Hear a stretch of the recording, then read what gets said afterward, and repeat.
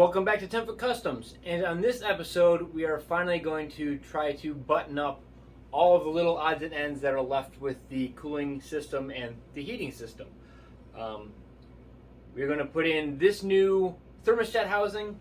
I have one on Ruby that's stock. This thermostat housing is off of a YJ, and it has the provision in it for the I do believe on a YJ this would be for the temp gauge, but for me I'm going to use it for my switch to turn my fans on. I'm pretty sure I talked about this 2 episodes ago, but I couldn't find the correct fitting to make this switch work, because what happens is when you go to put the switch in, and again I think I did this before in the other episode, when you go to screw this in, the probe hits the case. Hopefully you can see where and so I can't go tight.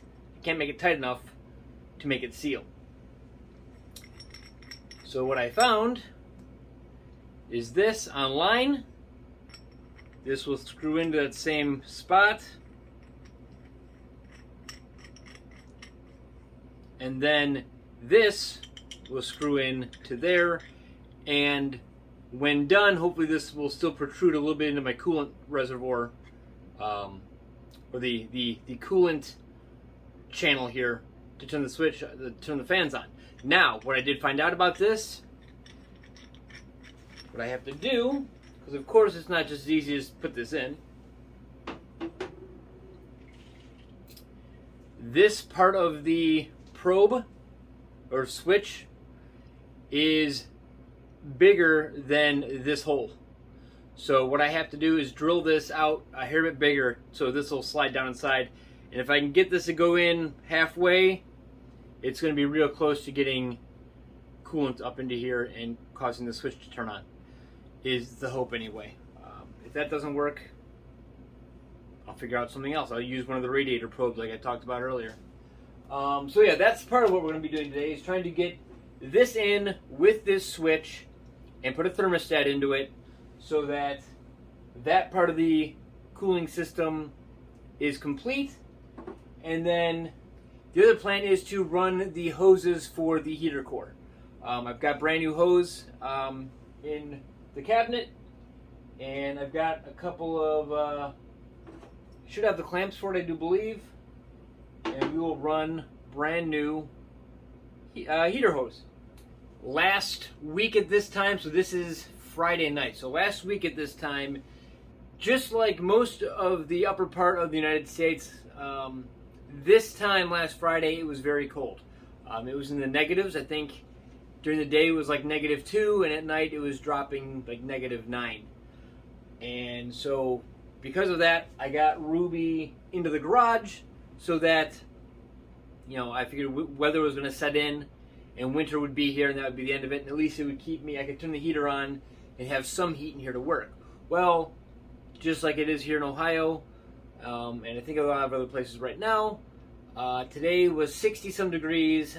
Tomorrow is going to be raining in probably in the 60s, and I think even up till Tuesday of next week it'll be in the 60s here, which is, we're all going to be sick. So what I want to do tonight is actually get some of this stuff prepped for doing more work tomorrow. I want to get this drilled out so that this will fit. This is 304 stainless, so it's not going to be super easy to drill. And then I've got a brass fitting that's going to go into that, and this whole system is going to go into aluminum. Not the best thing you can do, having all these different metals together, but I'm going to Teflon tape them. I know still they're going to be touching, but to make this system work for right now, it's what's going to happen. I honestly don't believe it's going to be that big of a deal, but if it is, I'll just fix it down the road. But so first things first, we're going to drill this and see if I can get this to fit. It's only off by, I don't know, a couple millimeter,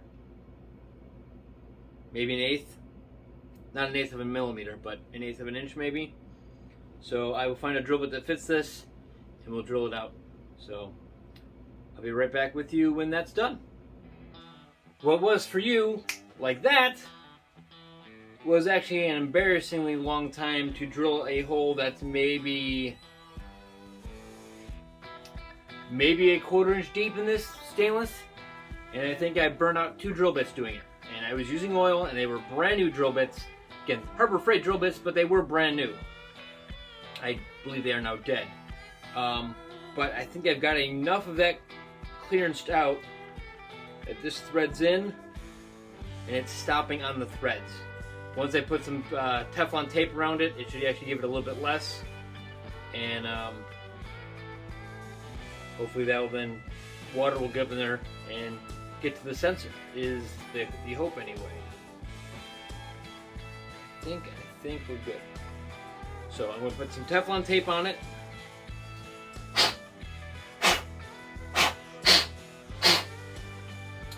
Biggest concern for me is that I didn't clearance it enough, and I go to tighten this thing down and actually damage the switch, but see, it's still tightening. That's good. That's a good sign.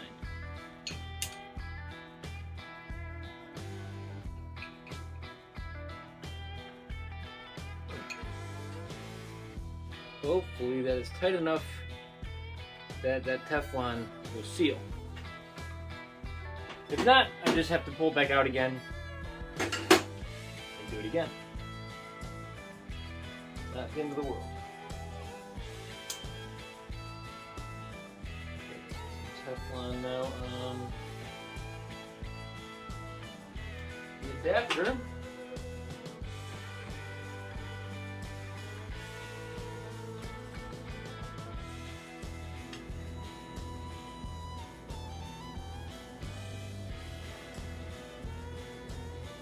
Well, I'm just thinking about it like a moron. I might not be able to put Teflon tape on here, because with Teflon tape I might not get continuity to turn my switch on. We will test that really quick.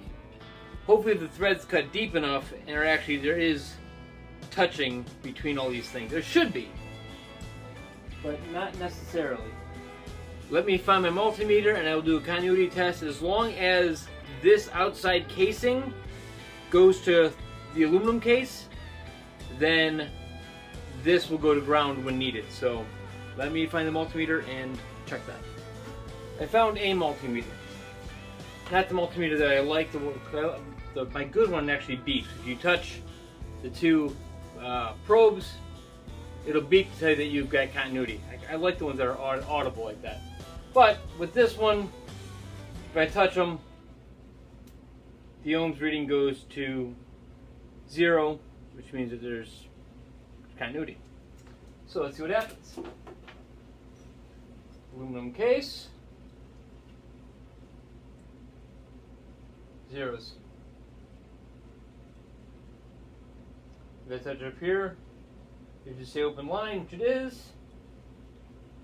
Continuity. Continuity. So this should still work. So even with the Teflon tape, which I guess makes sense because the teeth are biting into the metal. So this is going to come in here and replace this thermostat housing right here. And then I have to now go look up to see where my hoses go, because I've got a hose here that I think this may be correct. This bypass might be correct, or this might go down to this part of it. One of these two hoses goes over the heater core there, and I think one of them comes out and goes over there. So I'm going to take a quick look to see where all of the heater core lines go. So give me a second on that. According to what this looks like, the diagram I just looked at, this line here, which you can barely see, right here off of the water pump, goes to the higher port right there. And then the lower one there goes over to that. So basically I just removed this red line and replaced. This goes to there, and then that goes to there. This line is correct, so I don't need to have to worry about this one. And it feels like a newer hose, so I'm not that concerned about it. But yeah, I'm going to how much coolant do we have in here?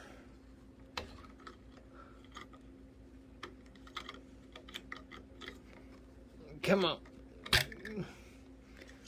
We are full with sludge again. Dang it, I wish I could get this out of here. So yeah, this is going to be, look at this grossness. I gotta get that out. I'm going to pull the thermostat housing. The radiator is kind of low right now. I boiled a little bit of coolant out of it, but I get this out of the way and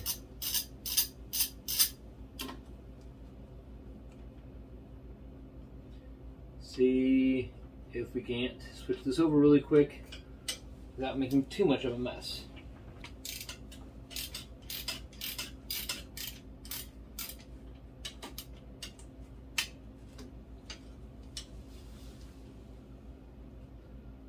Okay. That nut is off and the bolt is out. Inside is the stud. See how bad this is going to get here in a second when I dump coolant all over the place.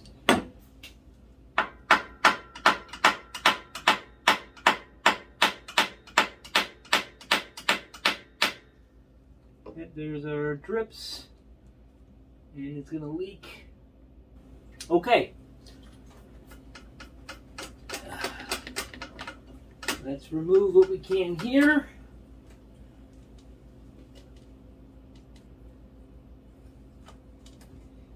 Just sludge in it, which, I mean, not sludge, seems it's just dirty, which is fine. Let me get the clamps off. And we'll clean her up. This side's off. That hose is relatively new. I'm just going to cut this one as close as I can and just reuse. It's kind of rough. In one spot.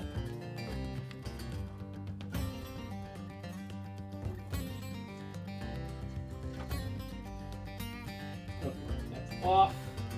A little recess for the thermostat to make sure that's cleaned out really well. This was put on here with high tech, so a little more stuck than I thought it was going to be. Any high tech does not stick this well so that you can remove the gasket easy. But it's fine. I'm gonna put it back on with high tech. I think that I had mentioned a while back that I filled the block with vinegar.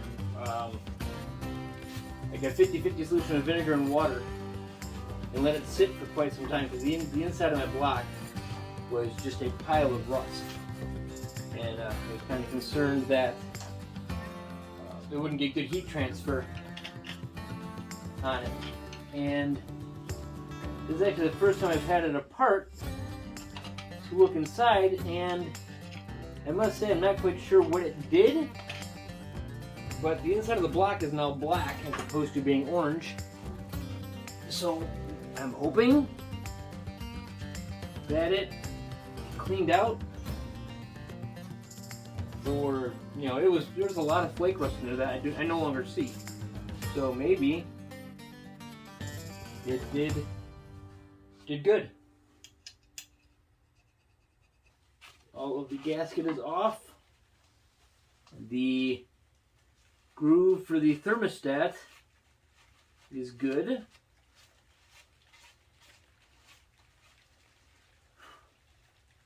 I think we're ready to put the thermostat in.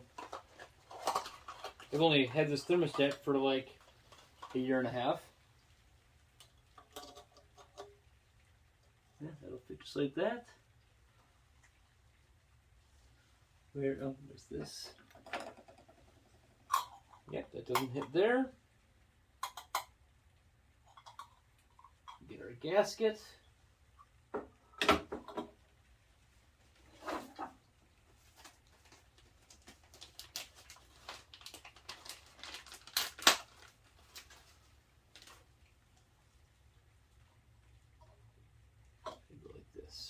Yeah. So it's going to go this on the inset, then the gasket goes on. So it's going to sit just like that. Gasket and housing. Air is cleaned off. Found my high tack. I'm just gonna put the high tack on the gasket actually, and we should be good that way. This needs to go like this. So this side gets it first.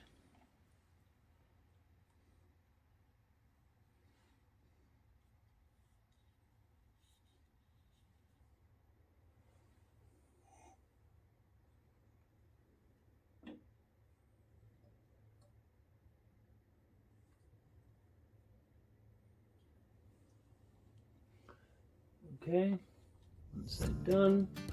Do the same thing here. It's just going to be easier to put it onto this side.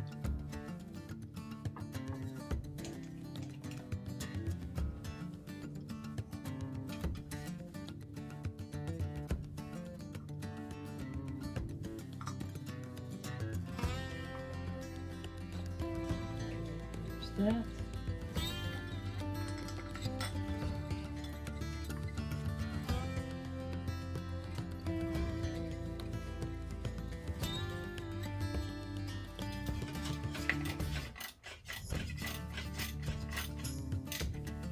Going to snug it up. It shouldn't have too much tighter than that.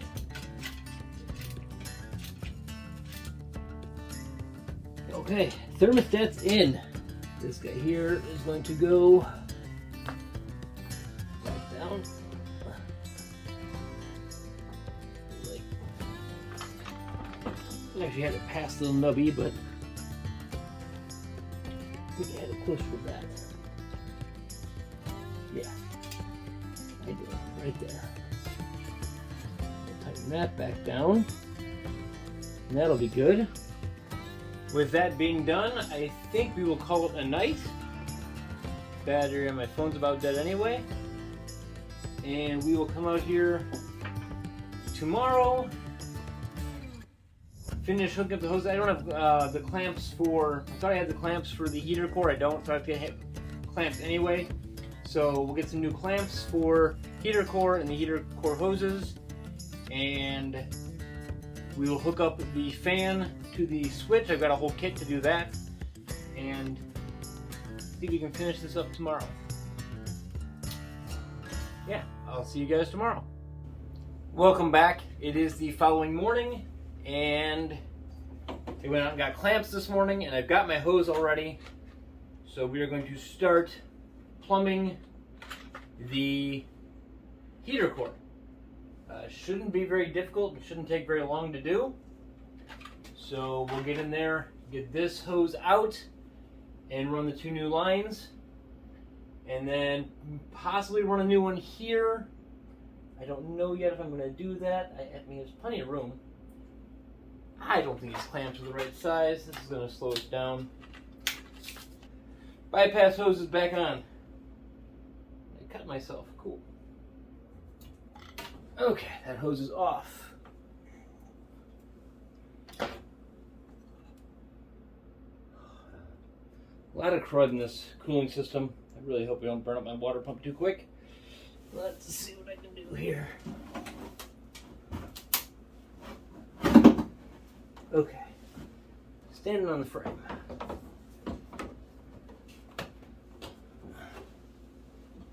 This has to come out of there.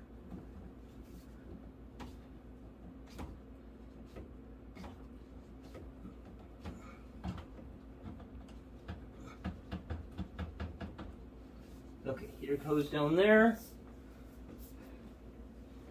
And then you're going to run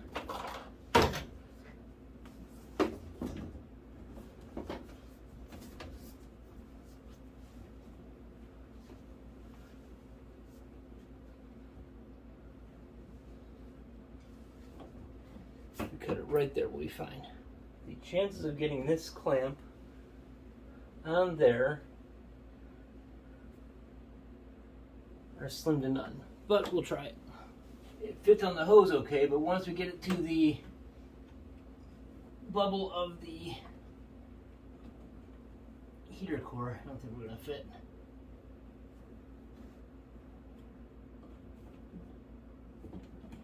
Yeah, there ain't no way that's gonna fit. Okay, new clamps are gonna be needed. But this will then go underneath the fuel line.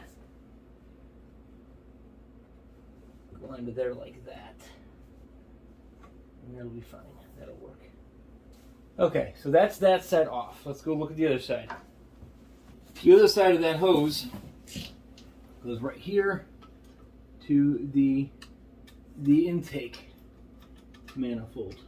Get our knife and we'll just trim it to make it easy. Nice sharp blade. As long as we're careful, it makes this take no time at all. There it is. A little bit of coolant, not a big deal.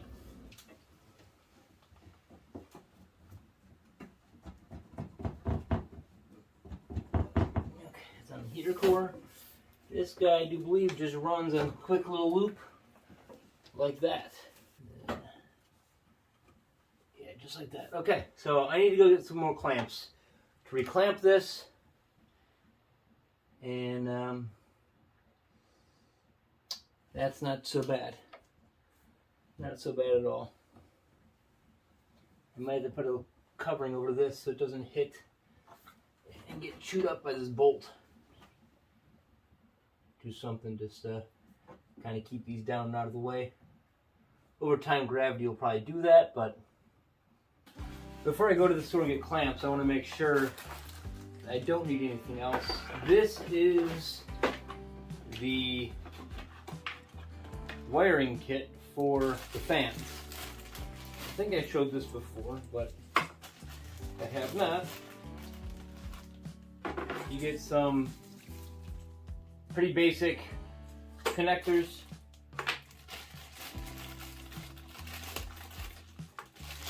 But more importantly, you get the two relays, one for each fan. So, pretty simply, these fans are fused. So this is going to be power wire to my fan. And then, let's see. Okay, so 85 and 86. No, not power. This is what's going to close. Yeah, power to the fan. Got to close the circuit on this. 85 and 86. 85 and 86. These guys here should be power and ground. No. Yeah. Hold on, let me double check this. So I just double checked the wiring just to make sure I had this correct. Okay, so I was wrong. Kind of. Red is going to go to my battery. This with the fused red. I mean, it really honestly wouldn't make a difference if you put the fused red to the fan or red to the battery. But how they have it going, brown goes to your fans, red goes to the battery, which is the cross through this anyway. So these are basically the same wire that's triggering through the relay. So that's why it really wouldn't matter if you wanted to put your fuses closer to your fan or your fuse closer to your battery. It shouldn't make a difference. This black wire is going to go to a switched hot, and the white wire goes to my fan switch. So I think I have a switched hot over there. I'm 90% sure I do. That I can go to. Yeah, it's actually on the starter solenoid. There's a switch hot. So should be able to go to that. This is just going to put ring terminals on and go over there. I may just go off of this battery hot, kind of like I did here. We'll just do a couple more of these from these wires. But I'm going to have to connect them and lengthen them. because there's not enough wire. I think I'm just going to mount these right behind the headlight here, just to be out of the way and easy to access and close that. I should only have to lengthen the hot wire, or the wire going to the battery. Everything else, if I put them there, should be long enough. So this white wire is going over to here. Plenty of length to get over here. And basically, this white wire, it's just going, this is a ground line. So when this temp sensor gets to the temperature that it's set to, which it was written on there, I forgot what it said. When it gets to what it's set to, this will go to ground, closing the relay, turning the fan on. And when this temp sensor gets back down to lower temperature, the switch disconnects, shutting down the relay, turning your fans off. Pretty simple. This is not going to finish up like I wanted to. I was going to try to have this all buttoned up today so I could have this episode out for you tomorrow, which would have been New Year's Day. It's probably just not going to happen. I want to pull the radiator out again. There's just a ton of crud in the radiator. So I think tomorrow I'm going to pull the radiator on this, back flush it really well, clean it out really well, and then put it back in, and then finish hooking everything up. And then we'll do the wiring on it tomorrow or Monday, just because it'll be easier. In the meantime, I'm going to head over to my brother's house to go look at the CJ7 that he and his wife have. We're going to do some wiring cleanup, maybe a quick tune-up on it. We don't know when the last time it was tuned up. It's also a fiberglass CJ7. It's got a one-piece tilt hood. You'll see all that. But there is a rat's nest of wiring that's been modified, and we're going to go over there and see if we can clean up a whole bunch of the wiring, try to make sense of some of the wiring, and do a tune-up on it. So that episode will probably be what you saw last week on New Year's Day, and this episode is what you'll be seeing today. Thanks for sticking around and bearing with me on this one, because it's just a mess and we're in close quarters and it's just not an ideal situation for working on Ruby. So I will catch up with you hopefully tomorrow or Monday, and if I haven't said it yet, and because this video is going to be a week late, I hope you had a happy and safe New Year's Eve, New Year's Day. We'll continue on with this in just a minute. Well, I'm coming at you from the future, a little despondent. This was supposed to be one episode, start to finish. I'm now days into shooting this episode, and I just found out that I have a massive leak from a coolant leak from the new thermostat housing from somewhere. And I'm going to have to split this episode into two parts. There's just no way that I can feasibly keep shooting this and have one episode that's watchable. So I'm going to end this episode with the first half of this repair, which I don't even know where I'm going to end it at this point because I'm shooting this before I've done any editing. And then next week you'll get the second half of this episode with this hopefully figured out. I was really hoping to have one complete, start to finish. But that didn't happen. And I don't know why this thing, if I put coolant in here, it just pours out the thermostat housing, and it shouldn't. It's got a brand new gasket on it. I will leave it here with part one, try to get the cooling system done, and next week you'll get part two. So I do apologize for the fact that this is going to be another two-parter. It was supposed to be simple and easy, but thank you all for watching. Please remember to like, comment, and subscribe, and I hope everybody has a great week.